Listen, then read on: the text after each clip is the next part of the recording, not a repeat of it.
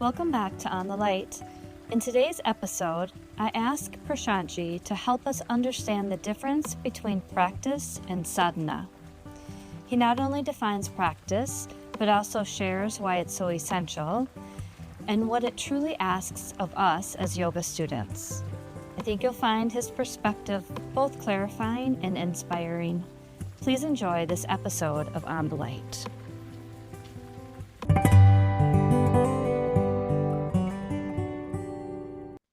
In our last interview, you had talked about people who confuse or mix up practice with sadhana. And you talked about how there isn't an English word really for sadhana and that Yeah. should be filled out more. I was wondering if you would be willing to talk about that today. Okay. Practice has a great importance for beginners, newcomers, students, seekers, and the word practice is rendered as abhyas in Sanskrit. It implies tatata vartanam, that is repetition. We have to repeat something while we are learning. Whatever you are learning today, you will have to repeatedly do that. Repeated endeavor is required. So repetition is very much important. And practice has that inherent meaning that something is repeated on and on and on and on. So that is very important for all of us, because when we are learning something, we will have to see that there is a repetition of that for us to really learn. The technical meaning in yoga, as Patanjali specifies, is any and every effort to be steady the mind. That's a technical meaning in yoga. But literal meaning, or in common man's parlance, abhyas is something called satata vartanam, repeated practice, relentless efforts for something which you are learning, whatever you are learning. So for all of us, the practice aspect is very important, in the sense we have to have repeated endeavors with good amount of frequency, or perhaps without relenting, as often as possible, at least once in a day, possible more than once in a day, etc. So when we are learning, learning implies practice in most of the realms. So if you are learning, you are a student. If you are a student, you must be prepared for the repeated exercise, repeated endeavor, repetition of it.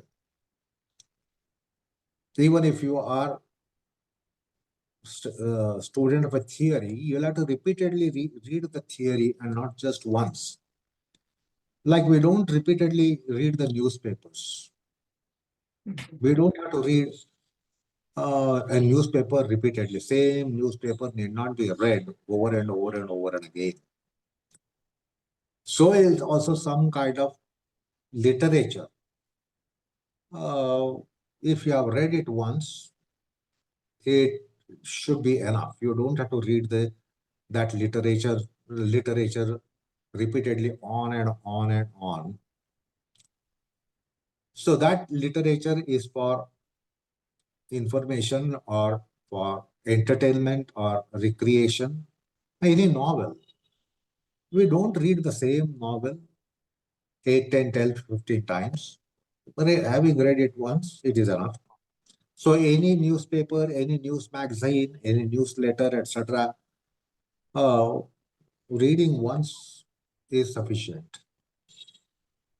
But certain things you'll have to read often. For instance, in academics, if it's a textbook, you can't say, I've read the textbook once. You can say, I've read a novel once. You can say, I've read a particular literature once. But when it is matter of study in academics, it's a textbook. The chapters have to be read on and on and on multiple times. So that is a repetition. Because we are practitioners of yoga, we think it is something to be done with body. It's an activity process, dynamic process. It's an activity. But if you are a student in Harvard of any particular subject, uh, like economics, mathematics, etc., uh, we don't think it is practice required there. But the practice is there in the sense repeated reading, on and on reading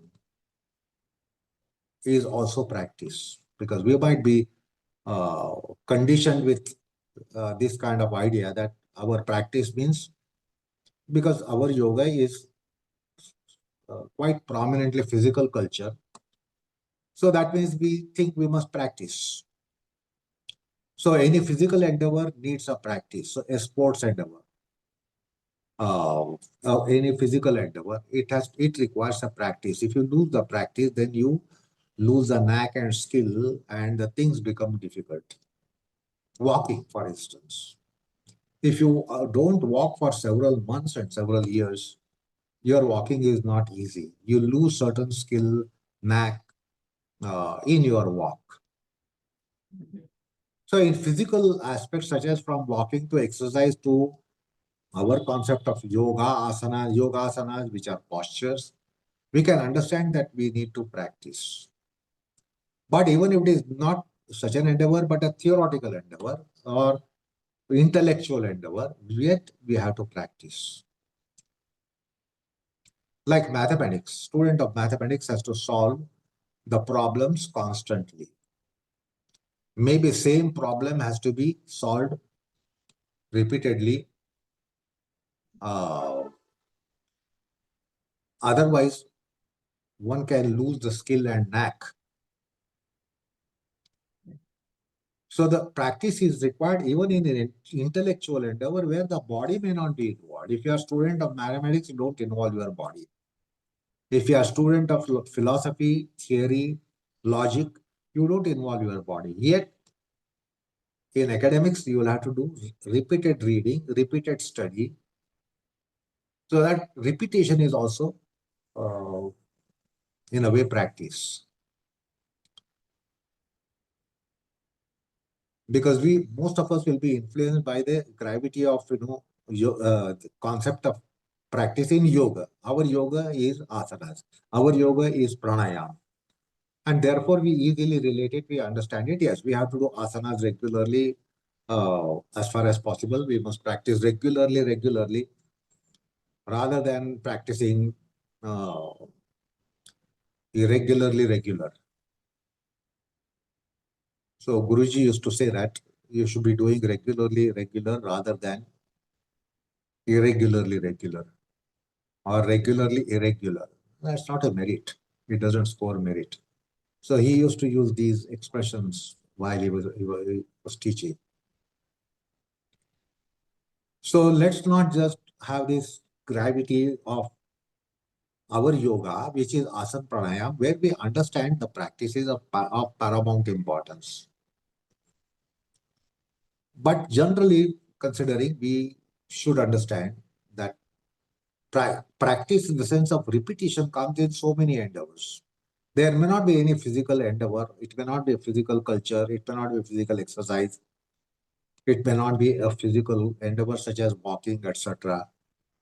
So suppose you have not walked for so many days, you are not comfortable walking on that day after a long break. You lose the comfort, you lose the skill, etc. So we must be in habit of practicing that, because walking is not necessarily done as physical exercise by everyone. So repetition as a connotation of the word practice has to be understood. Uh, and as I said just now, whether it is mental endeavor, physical endeavor, and we require practice in all kinds of activities. There might be vocation, there might be profession, there might be hobby. Even suppose you are pursuing music as hobby, if you are pursuing playing piano or playing violin as a hobby, if you do not have practice, that is regular attempt uh, or regular kind of routine that you touch your instrument, you play your instrument, then you lose the skill, you lose the quality of your performance. And therefore, the practice is of great importance. If you are learning something, as I just now said, you must practice it. So, learning requires a kind of practice and try to figure out what is the idea of practice if you are learning something. Learning might be a theoretical subject or practical subject. It might be activity subject or it might be comprehension subject, understanding and comprehension. So still it will require repeated endeavors. Now, as I just now said a while back, that we don't have to read any piece of literature, which might be poetry or which might be a composition, which might be essay, which might be fiction. We don't have to repeat the same literature often. Once read is perhaps over, or maybe after a long time, if you have forgotten what it is, you might read once again. We don't need to repeatedly read that. We don't have to read Shakespeare every day. We don't have to read Wordsworth every day. We don't have to read Milton every day. Maybe, so if once in a while, suppose you feel you want to revisit and try to read Shakespeare again, Milton again, Wordsworth again. Now that's not practice. It's not a practice because you are repeating after a lapse of long time, couple of years perhaps. But practice implies that it must be a repeated endeavor on daily basis regularly. Frequency to repeat is important. Very less frequency to repeat something won't get termed as practice. So relate the frequency aspect in your repetitions. Then it becomes practice. If the frequency is not significant, then you might be repeating second time, third time, fourth time. But that doesn't become practice. Say, coming to example here, suppose you have done Bakasan today. Now you cannot have Bakasan done after another month or another 2 months or another 3 months. You are repeating. You will say, I am repeating. But repeating with such a long lapse of time doesn't qualify that to call practice. So if you have tried Bakasan today, you'll have to Bakasan try. You'll have to try tomorrow. You'll have to try day after tomorrow. So good amount of frequency should be there. So the implication in the concept of repetition should be understood here that it is good frequency, high frequency, not low frequency.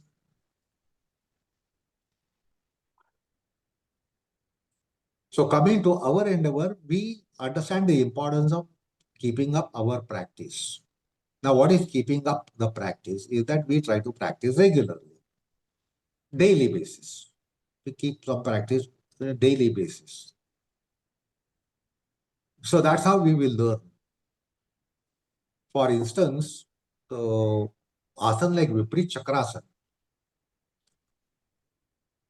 if you are not getting it, you don't have to, you should not think there is a trick and I will get it. So it has to be done on and on and on for weeks together.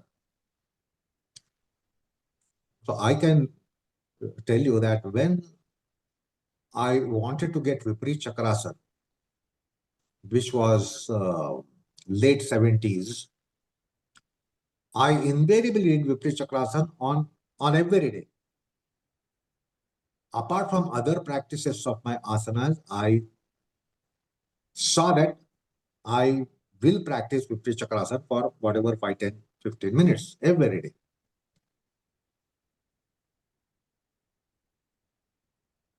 And that is how Viparita Chakrasana can come.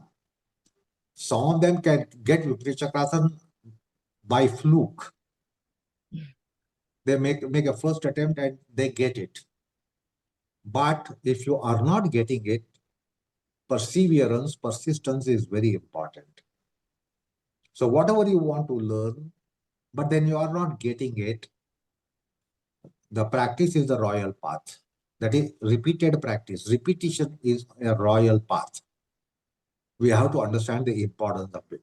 Certain, like I know some of the students, they got Viparita Chakrasana on the very first day. So their practice thereafter was not to get Viparita Chakrasana, but to refine Viparita Chakrasana. So if you are not getting something easily, you will have to practice regularly with a good frequency. And as I said, in my case, I went for Viparita Chakrasana every day for nearly 5, 6 months before I got assured flip. Because sometimes I would get and sometimes I would not get. But to get assured flip it, I nearly had to practice 6 to 8 months every day. All the 7 days of the week, even Sunday. Because the body will develop certain reflexes if you practice. So high frequency will help you develop the required reflexes. If you have a less frequency, then you don't give scope for reflexes to actualize. So whenever endeavor is difficult, do with higher frequency. If the endeavor is not so difficult, then you don't have to be so intently have that amount of frequency. So then you learn. Because of practice, you learn and you get it. So I learned how the Viparita Chakrasana can happen, where I failed maybe 80% and 90%. I did not get the flip until I tried 2, 3, 4, 5 times. So slowly, reflexes are developed and you also develop the trick. So you understand if your launch is this way, then you don't get it. The launch should be particular way. So that intelligence would dawn. So to learn something, we need practice. Now, what is the purpose of practice? Is one, that you are learning it. That means you are not familiar with it. You are not having much information, knowledge, experience about it. Almost negligible experience, knowledge, etc., information, etc. And then you require to repeat. Practice in the sense of repeat. But then, even after you get it, you will have to again practice. Now, that is to refine and economize your effort. Otherwise, as a beginner, if you are putting some amount of endeavor and exertion, in order that exertion is lessened, you will have to practice. So the practice is for the sake of lessening the input of energy, input of exertion. That's not refinement. That's not yet refinement, but to lessen the uh, input in the form of endeavor, effort, energies. So initially, I had to invest a lot of energy to flip from in Viparita Chakrasana. So then I had to practice to see that my exertion is lessened. Now, how do you lessen the exertion? It is coordination and it is skill. for the sake of coordination, again you'll have to practice. The coordination is to develop the necessary skill and more assuredness that you will succeed in your flip.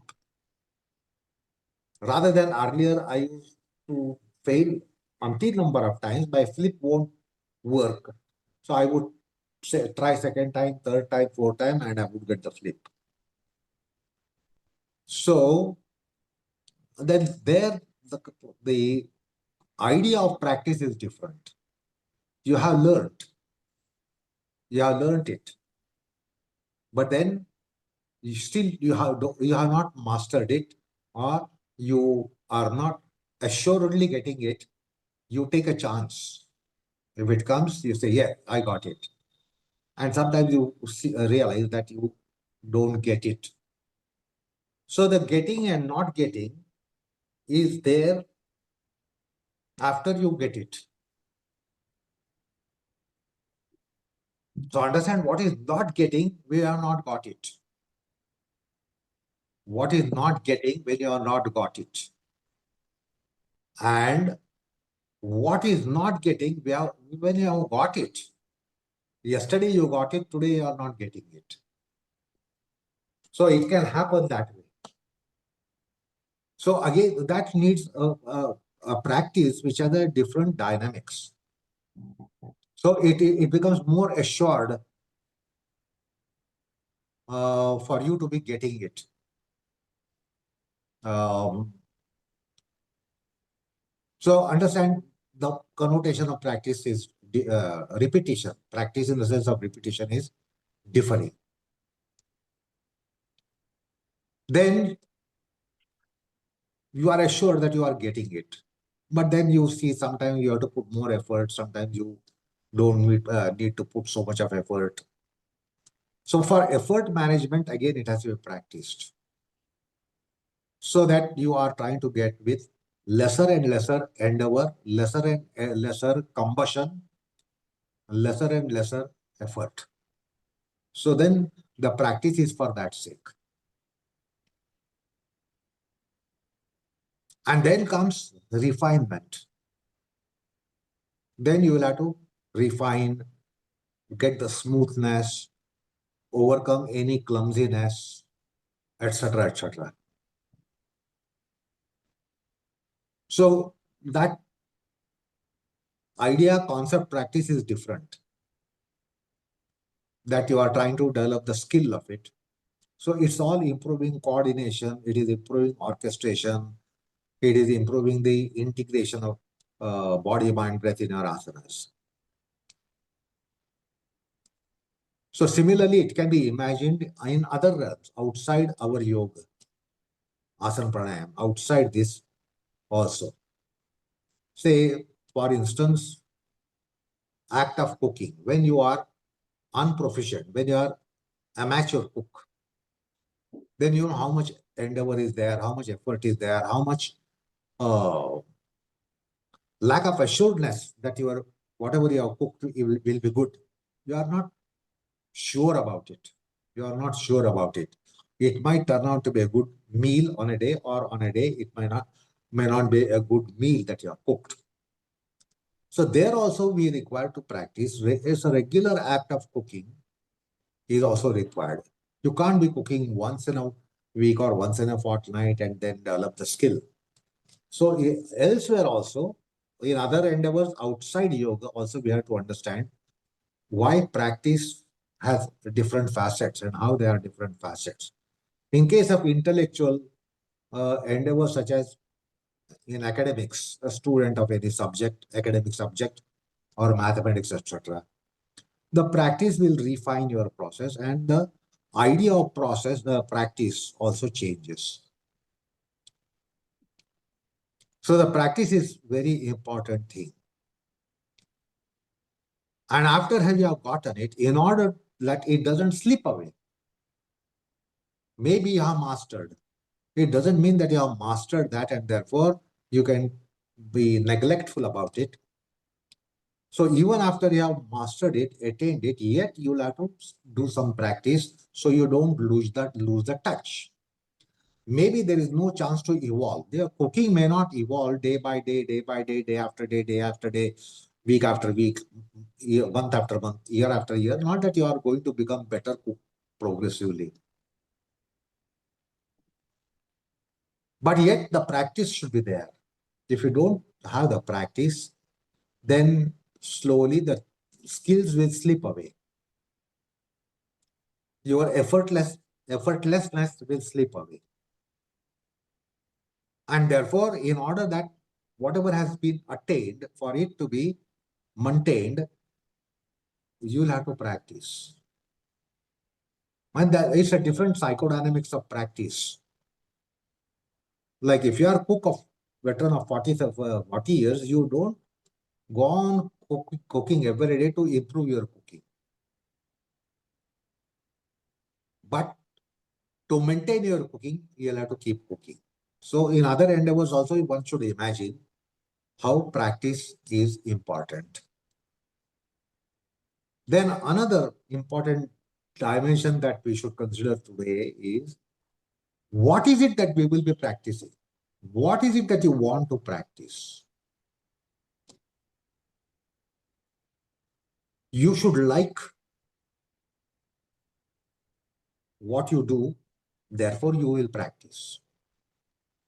If you don't have liking, or if you are not disposed to that, to bring in practice will be difficult. And perhaps you will try to be escaping the practice of it. So practice has certain implications that you should feel it is good for you.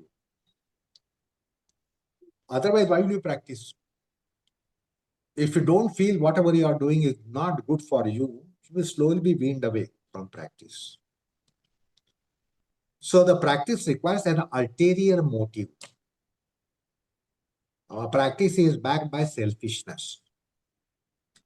The practice is founded on selfishness, self-centricity, or ulterior motives. So either you have to cite that to practice this is good for me, whether you are liking it or not liking, yet you will practice because you think it is good for you. Now, whether it is essentially good for you or whether it's only your idea or fanciful idea that you think it is good for me, thereby you practice, is a different thing. But if you feel that something is not good for you, you will not be motivated to practice. You must like it. You won't practice what you don't like. If you don't like music, why will you practice music? If you don't like sports, why will you practice? If you don't like gym activity, why will you practice? If you don't like exercises, why will you practice?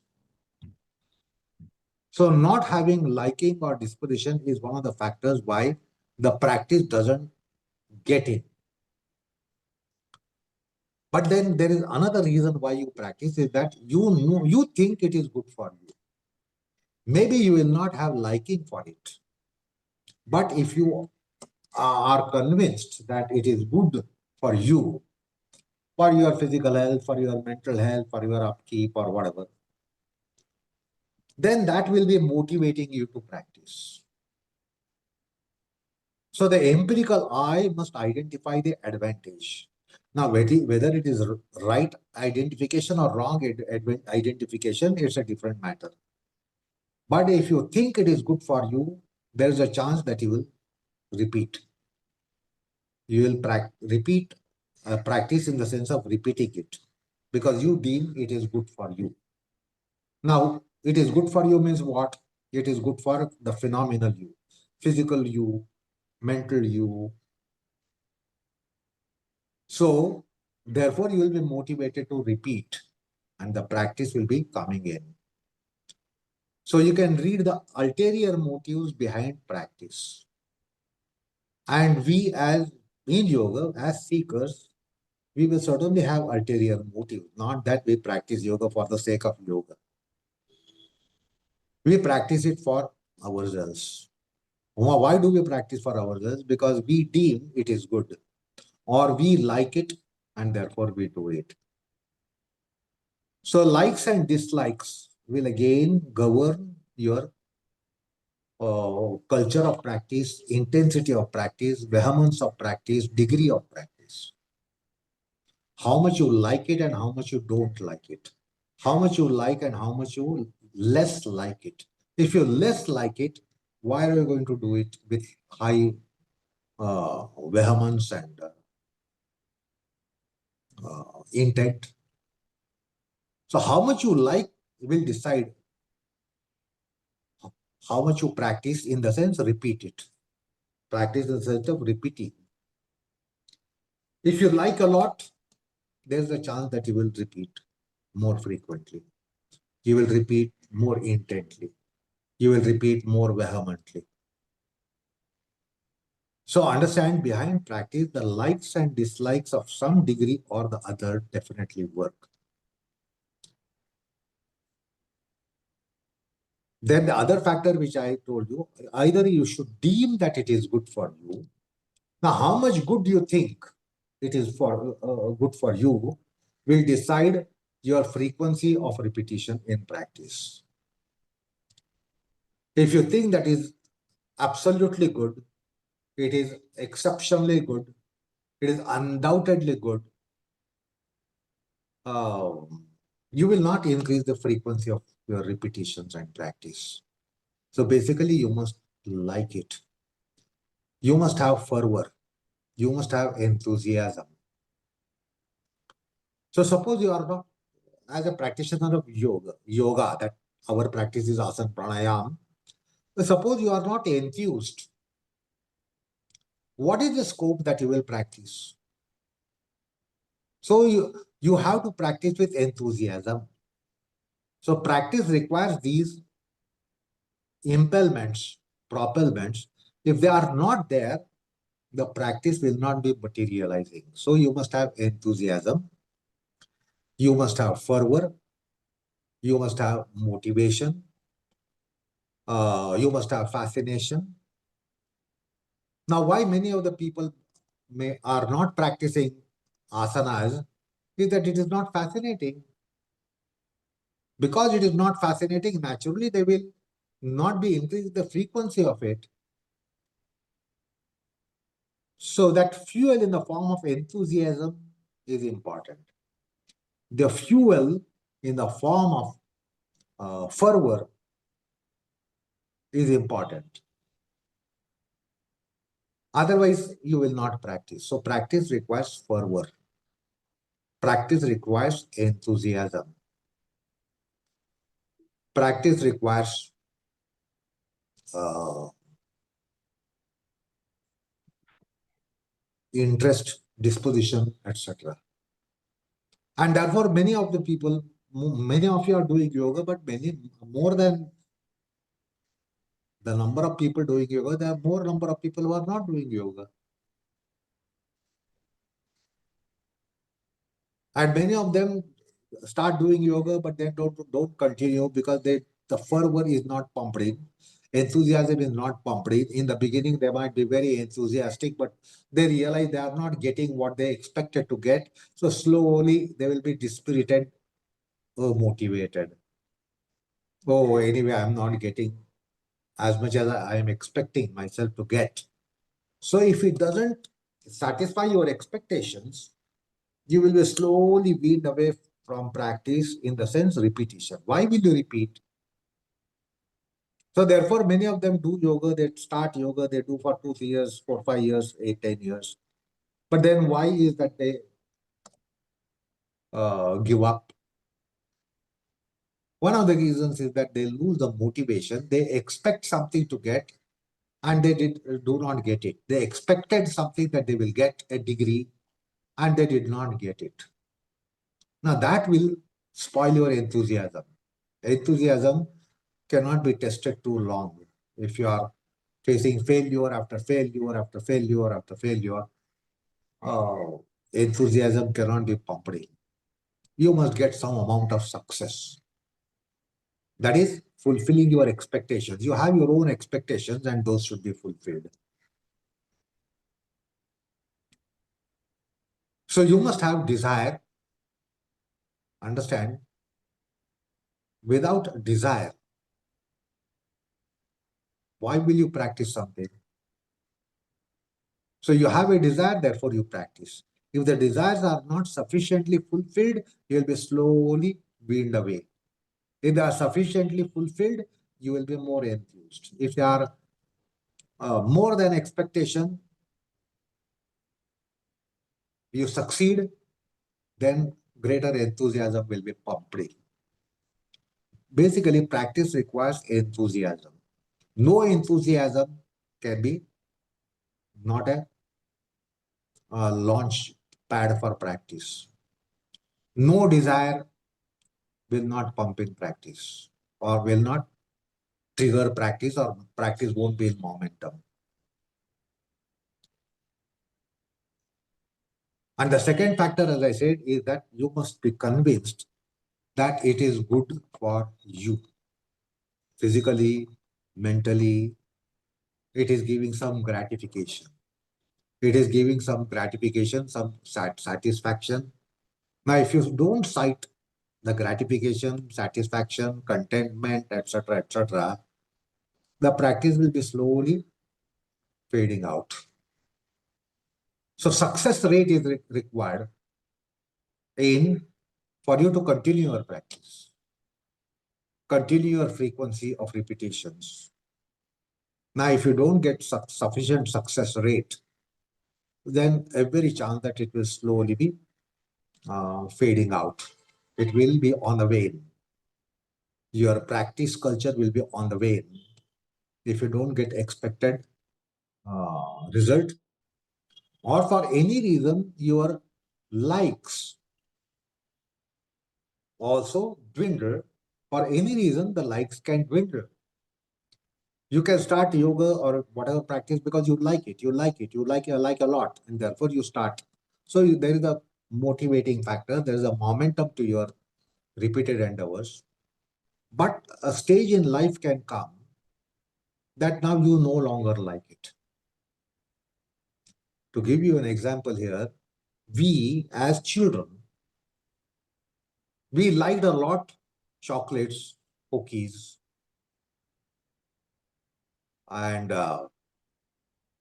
such things, confectionery things. Now, a stage in life comes, the liking for those things slowly go down. We like the toys. As a child, we like the toys a lot. We like cookies a lot. We like chocolates a lot. But in a stage of life, that liking for it can wane out. Similarly, in your practices, in particular stage in life, maybe you like it. But a stage in life comes that the liking for it slowly goes down. And when the liking for it goes down, fervor to practice will also be withdrawn, will be less and less and less. And therefore, the practice will lose the air, lose the motivation factor. So you have to take care of your likings. If you want something to be continued over a longer period of time, you have to see that somewhere you have something that you like it. Like in childhood, we liked toys and cookies and chocolates. In little later age, we started liking something else. When we came to youth, we started liking something else. When we became adults, we started liking something else. Now, if we don't have anything of the nature of that we like it, why would we practice in the sense of repetition? So why you like something in the childhood is one thing. Why you like your yoga when you were a child is one thing. But that won't be factor when you are 10 years old and 15 years old than when you commenced. You'll have to see that you like something differently. Hey, don't identify something that you should like different or differently. Why will you continue your endeavor? So, because the likes are major impelling factors or propelling factors for you to continue.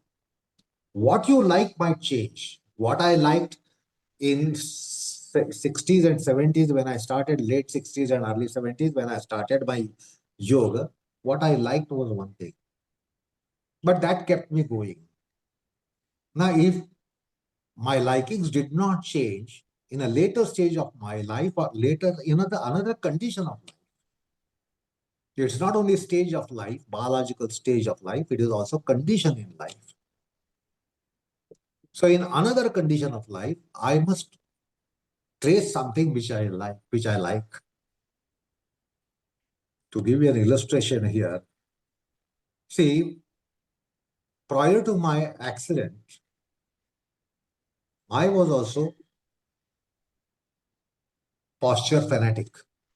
That I must get postures. I must improve my postures. My posture should come smoothly, skillfully, etc., etc. So I met with an accident at the age of 40 years, age of 40.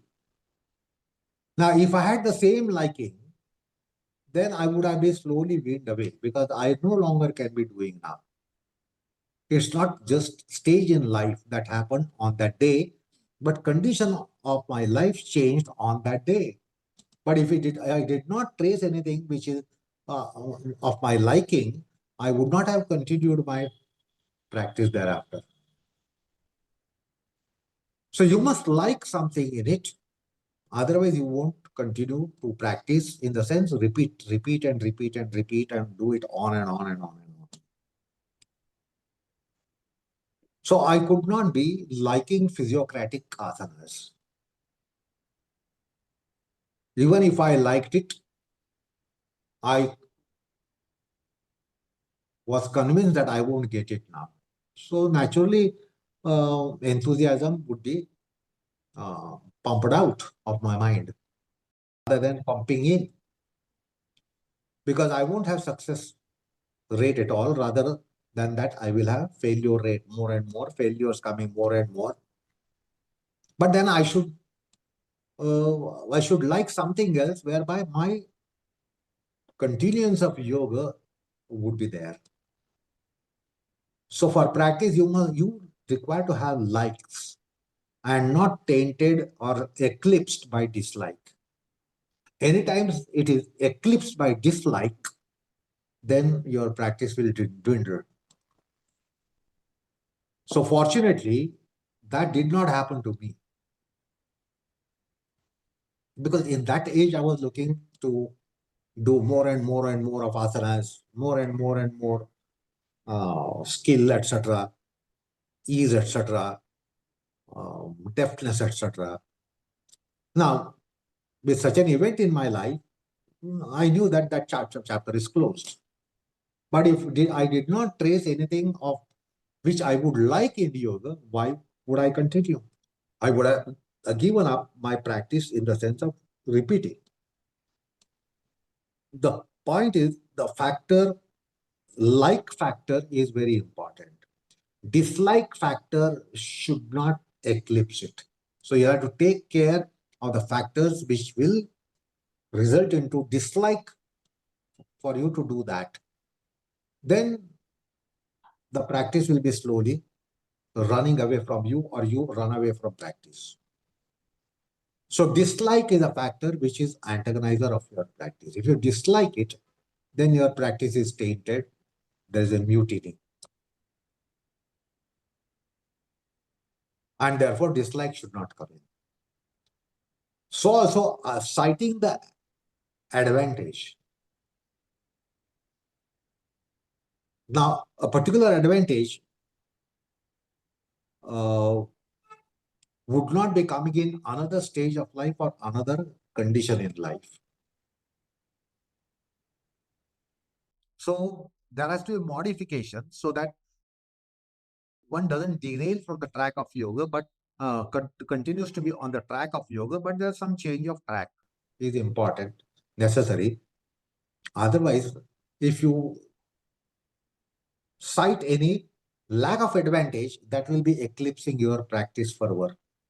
So the care should be taken that there is no eclipse to your fervor to practice. Advantages will change.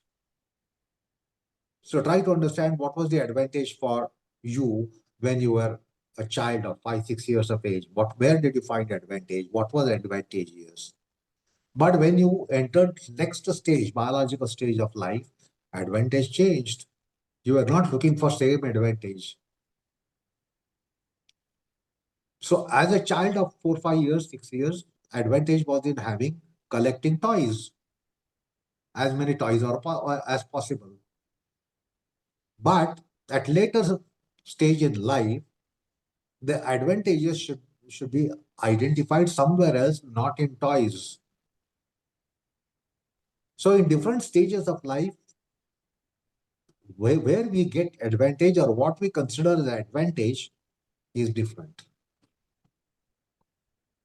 Basically, considering advantage is more important because what is advantageous will necessarily not motivate you. You should consider that it's an advantage. So considering what is advantage is very important for you to have your momentum for practice. What is essentially advantageous may not be cited. We don't cite it at all. What is quintessentially advantageous? So in our opinion, something should be advantageous. Then it will keep us on the track of practice and we will be continuing with the momentum of practice. So these are important factors. One is identifying advantages. Who identifies pronoun I, empirical I? Now, if it is not identifying advantages, that will be basic demotivating factor. It will be only motivated if the empirical I is citing an advantage or deeming an advantage. If it doesn't deem advantage somewhere, why will it enthuse you? It will demotivate you. So the basic thing is that it's an ulterior motive. It's a worldly gravity that you must like it and not dislike it. You should like it and not hate it. Or you have to see that there is advantage. Even if there is no advantage, you have to cite there is advantage.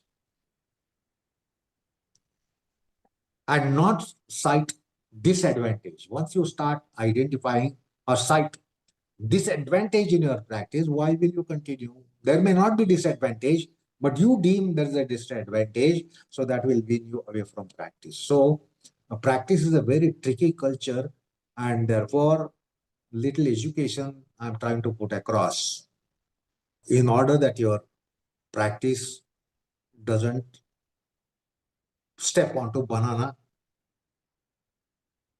skin. Because once you put a step on banana skin, you slip.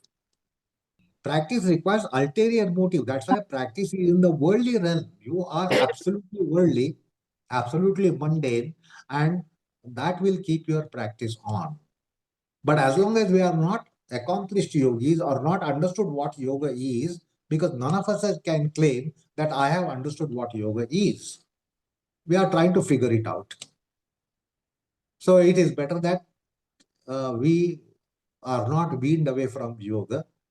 So for that matter, we must have this worldly advantage cited and likings maintained. If you are not able to maintain your liking, then your practice will slowly slip away from you. So we are not proficient yogis. None of us can claim that I know what is essential yoga, quintessential yoga. I got the vision, I got the vision and insight of it. No, none of us can claim that. Yet we need practice. So we need this ego factor to be behind our practice. When I say empirical I, it is I-ness. It's an ego component which must be there, which will keep you motivated, which will keep you enthused, which will keep you uh, with some fervor. and that will give you momentum. So that is very much required in formative period. I cannot say start practicing yoga with kind of disinterestedness of karma yoga. I cannot say start continue your yoga desirelessly. Don't expect the fruits. Now that is too utopian unless you are not matured to that level of understanding and buddhi. It can be easily said, don't expect fruits and go on doing it. It doesn't keep your motives uh, flourishing. So you have to identify the I-ness. The ego is important. That is why those who are depressed people, you will not see them doing any practice with fervor. So we require pseudo I-ness, little inflated I-ness. Now, where that is antithesis of yoga, but practice only thrives on that. In formative period, we must have that. I cannot say that I practice my yoga like Ramana Maharshi, etc. I have not reached that plane. Therefore, I require my ego to be a major contributing factor. So understand how antithesis of yoga will be there behind practice. In the sense, repeat it on and on and on and on. But it is very important in formative period. Yes. So after you had your accident and you mentioned that you were asana fanatic before accident, surely you must have been depressed having gone through that traumatic event. Like, how did you then get the fervor, or, you know what I mean, to keep That is a yourself? grace, that is a grace. Uh-huh. That the grace was there, and therefore my fervor did not get depreciation at all. Mm-hmm. As a matter of fact, I identified advantages in something else. Sure. While before accident, I was looking at something as advantageous, and then later it dawned upon me. So it was a grace from within. Yoga pravartate, I have said. It is yoga ensues out of yoga. So whatever yoga I did and whatever grace, uh, the grace can come from gods, grace can come from deities, personal deities, grace can come from ancestors, grace can come from the mains, ancestors, and so many other factors. Mm-hmm. So the grace can come from any end, and it's an intuition. That's why the word is intuition. Intuition. It's a tuition from within. So I was taught something from within. So I had to change my track, outlook. Now, my yoga can be only pursued if I change my track. Mm-hmm. And that change of track should be a yogic track. Otherwise, many people give up after such mishap in life. Fortunately, it did not happen to me. It is because of so many factors by uh, what we call as Purva Sanchit, Purva Punyai, the merit that my parents had in their accounts and my ancestors had scored whatever merits. So that saved me. Mm-hmm. But otherwise, mishap in life will slowly derail you from practice with fervor, practice with enthusiasm, practice with intensity, etc., etc. But anyway, as students of yoga, we must identify that I-ness, ahankar, is a major contributing factor for you to carry out your practice on in a formative period when you are not a proficient yogi and when you are amateur practitioner, amateur, immature, then what sustains is our ego. If the ego gives up, then we will give up. So ego needs to be motivating us, and that is the antithesis of yoga. But however it is going to work, it is quite paying in a raw condition. It is not a poison. In a raw condition, ego is not a poison. It's an elixir. But after a particular level, if you still take it as elixir, then actually you are consuming poison. So you must understand at what point in time the ego must be discouraged. The egoistic aspect in my psyche should be on wane, or should be on drain, or should be out. But when you are not matured, that is the sustaining force. So anyway, couple of factors we have considered today. I think that should be enough. Uh, Basically, highlight of the uh, today's delineation is that the practice is required in formative period, raw condition of you, in the sense repeating something, repeating study, repeating doing, etc., etc.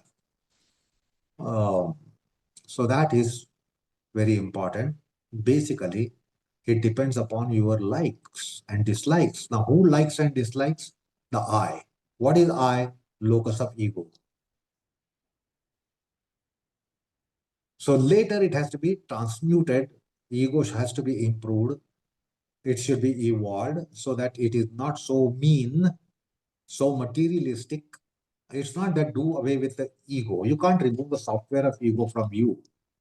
It should be transfigured. And therefore, for practice to be on proper track and manure, etc.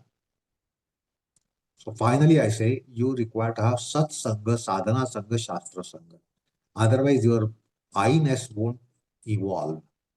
If the ego doesn't evolve and get transfigured, your caliber of practice won't evolve. So I'm not saying banish, give poison to your ego and kill it, or have a repellent of your ego and see that it is out. That is not possible. It should be transfigured. Therefore, you require to identify those aspects: yajna, dana, tapas, satsanga, sadhana, sangha, shastra, sangha, satvik, ahar, vihar, achar, vichar. So they will transfigure your I-ness. It's not suggested that you remove the chip of your I-ness while you are practicing. It should be transfigured. It should not be mundane. It should not be worldly. It should not be materialistic.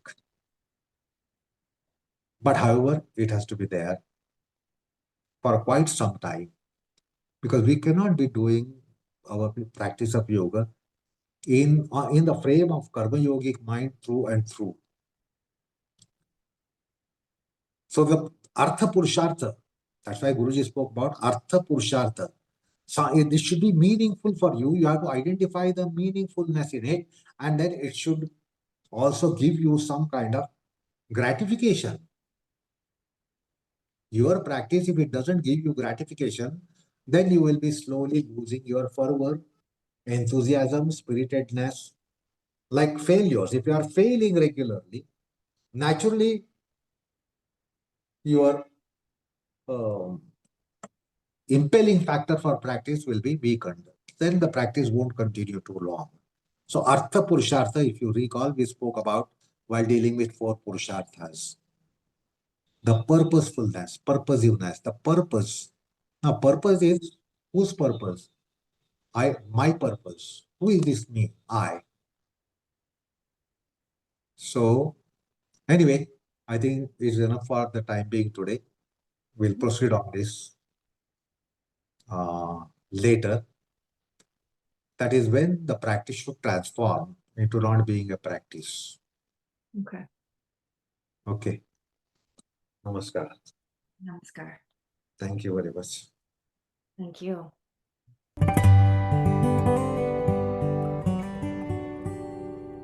Thank you for listening to this episode of On the Light. Today, I would like to give a big thank you to the listeners who are supporting me with monthly donations. Thank you, Maureen, Deb, Mary Jo, Veronica, Courtney, Ruth, and Rebecca. If you are enjoying the podcast and would like to help keep it going, please consider a monthly donation. The link to do so is in the show notes. I close today with a short quote from Guruji from Light on Life about practice. We can wash the skin of our bodies with a bath, but through asana practice, we not only purified our blood and nourished cells, we are cleansing the inner body. Stay tuned for next week's episode where Prashantji further discusses sadhana. Thank you for listening. Namaskar.